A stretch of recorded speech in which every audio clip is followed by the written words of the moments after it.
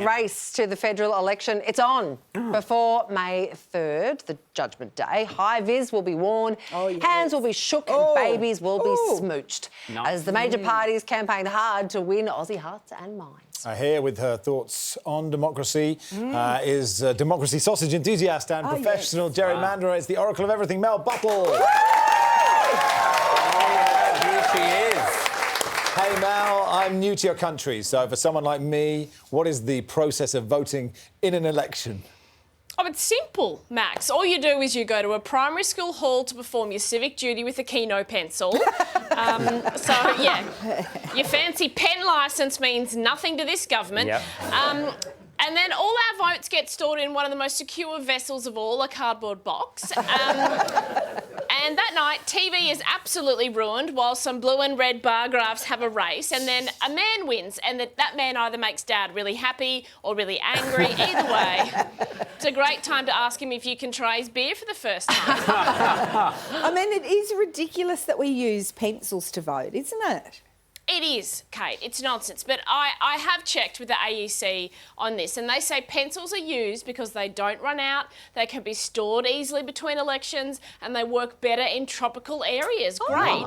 Great news. But I just think it is still very weird that the Hottest 100 has a more sophisticated system than our government. Like, it's 2025, there's AI, there's self-driving cars, and we're still voting with the same technology we used to do our Year 3 spelling test?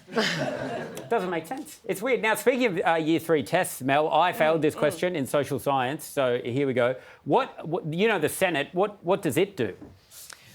Happy to help, Sam. Thank you. Happy to help. The Senate makes laws, but part of me is like, isn't that done? Don't we have all the laws? Haven't they been made up already? Yeah. Like, what is left to legislate? Like, all I can think of is Lime scooters need to slow down and pick a side of the footpath. Isn't that it? Well, here's something I've always wanted to know. Why do some politicians have the title the Honourable? That is because they have never, ever, not once, stolen from a self-checkout. Oh, right. There you go.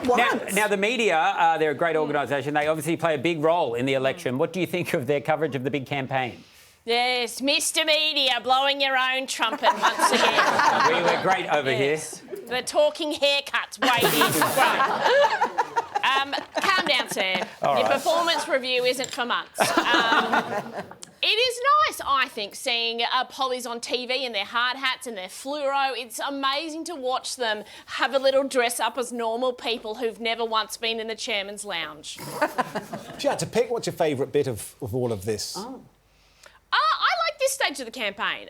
It's because the pollies remember that we exist, and they promise us some big presents that will be turning up if we're good. Like, what is this, my dad, the night before my birthday?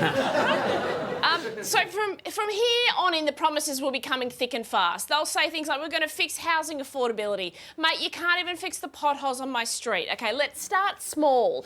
Also, thank you for the $150 off my power bill, Albo. Sorry, the bill still looks like a phone number, mate. All right, Mel, democracy sausage enthusiast, who are you voting for? Well, it's tricky, Sarah, because both candidates are about as exciting as an unseasoned chicken breast. Great. Dutton's entire personality is he's tough on borders and he's going to crack down on crime. Mate, relax. Not everything needs to be treated like an episode of Border Security. Sometimes some of us just want to be able to buy a lettuce, Peter.